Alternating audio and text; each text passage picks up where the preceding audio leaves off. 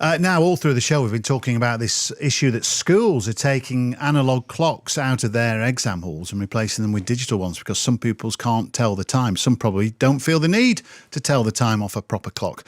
Malcolm Trobe from the Head Teachers Union, the Association of School and College Leaders, told a conference that they were more used to reading clocks digitally because of their mobiles, their computers.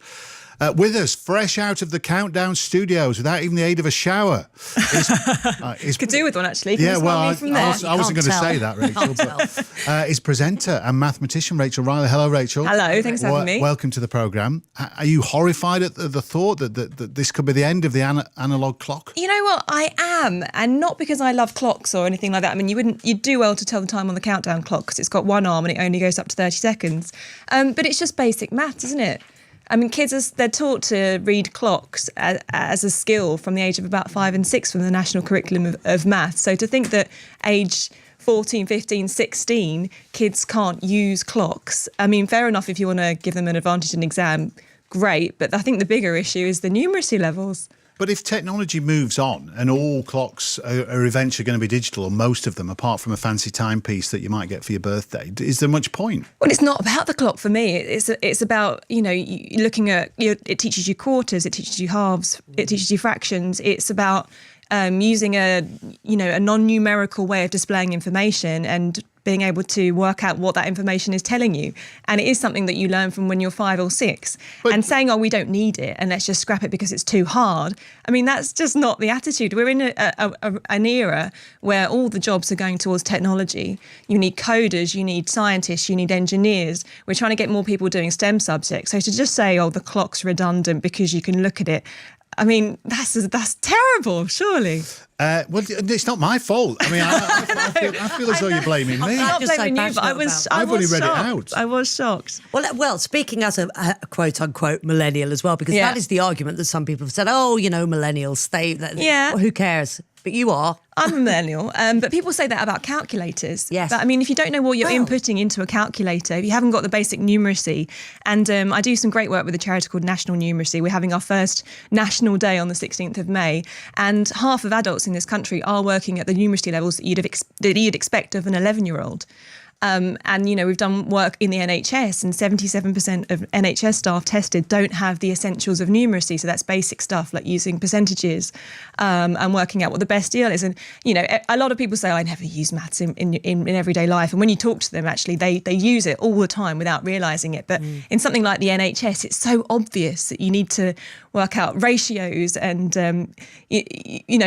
BMI or the percentage of medicine to water. It's so obvious, the actual use of mathematics. And if we all just say, you don't need this bit, you don't need that bit, it gets diluted to such an extent that where are we going? Somebody else texted in earlier on, it's Paula in Leeds, I finally found it, who said 3 o'clock is 90 degrees, which is great. But is it? Because we just learn angles. Why do we have to learn the clock as well? Is it not pointless education? You said it's fractions, but I learned fractions. You say that, but I mean, you pick up any newspaper and people are finding new and new ways to display information. There's statisticians. People get blinded by maths, get blinded by numbers. They just they see a graph or a pie chart. If they don't understand it, they'll just accept it. So you can kind of feed people absolutely rubbish fake news in the form of something that looks smart and people will accept it. But we actually need to know what we're looking at. We need to understand what these numbers mean when the politicians come out with stuff and we're voting on things that affect everybody's life, like Brexit. I mean, you can't get by in life without numbers. And I think are you blaming Brexit on watches? I'm not blaming Brexit, but I just think, people are throwing numbers out there, especially with big political decisions, and some people are relying on the fact that the general public are a bit apathetic to numbers and statistics. Well, not just apathetic, but quite frightened of That's them. the problem, So we'll actually deliberately run the other way from them. And I think it's more about attitudes. We need to say, it's never too late. It shouldn't be a badge of honour to say I'm rubbish at maths, because it's not something that is just for some people and not for others. It's never too late to go back and do numeracy, and National Numeracy has all the resources online, absolutely for free. And you can do it with your kids, because the problem is parents are passing these attitudes on to kids and teachers. There's a lot of research, a lot of primary school teachers are women, and there are fewer girls doing STEM subjects, and their confidence levels from the age of 5 and 6 are lower than boys in these subjects, whereas their attainment isn't.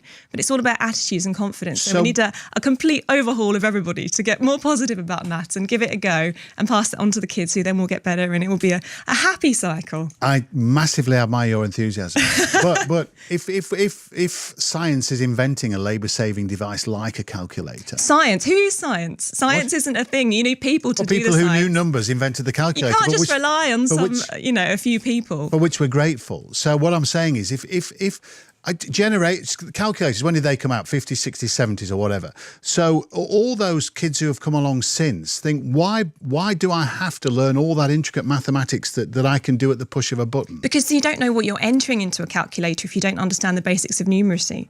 That's the fundamentals. I'm going to put my hand up now, and this is highly embarrassing. I can't do percentages, but I also can't do percentages on a calculator. I bet you could, though. I've had my friend once. She told me how bad she was at maths, and she said, I don't know how to work out. In the old days, when it was 17.5% VAT, no idea how to work that out. What I do is I get 10%, and then I add half of that, 5%, and then 2.5%. Hey? And that is working it out. That is 17.5%. That is a method. That's valid, because she, had an understanding, but she didn't have the confidence in herself. So you can get it, and the more you practice, the better you get. Can I put my hand up now? You can put your hand up. Just to show you. I feel like a teacher. No, just to show you, like I'm wearing an analogue watch, because you're shouting at me. But I'm supporting analogue watches.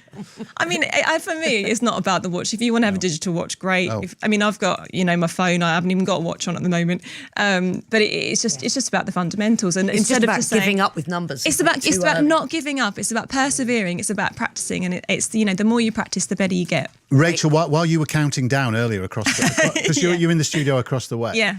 We were talking about Roman numerals, and we came across a few songs that were inspired by Roman numerals. Oh, okay. Poison Ivy. Lovely. Are you with me on that? Brilliant. I'm with you. Shout out to my ex. Shout out to my... and also the anomaly on a Roman numeral watch is that 4. Yeah, now perfect. 4. So what should it be? It should be IV. And what is it? I. And there you are. So that leads me into this song from Modern Romance from 1981. Have a listen. Lovely. He's been waiting for 2.5 hours. Was it worth it? Yeah. It's the only one in the country that has. Are you familiar with that song? I'm not. I don't know how. Well, you're a millennial. Top 10. I feel like I've got the words already. Yeah. All together now. You get the gist, Rachel. It's a great party song. Someone out there is thinking, I haven't had a credit. I haven't had a royalty for that in years. Just giving them 50p. Steady on. Modern Romance, that, for anyone who wants to put it on their next collection. Brilliant. Rachel, thank pleasure. you. Thanks for having me. Thank you very much. Are you going back to be strapped to the clock again? Or have you finished for today? I'm done. We've filmed 15 shows in the last 3 days, so I can just about add up. Take some time off. Take some time off. I will. Good. Thank you, Rachel. Thanks for having me. There we are, the brilliant Rachel Riley from Countdown, presenter, mathematician, advocate of the analogue watch and all things numerical. Good. Right. We're late for the news. That's Rachel's fault. It is 6:36.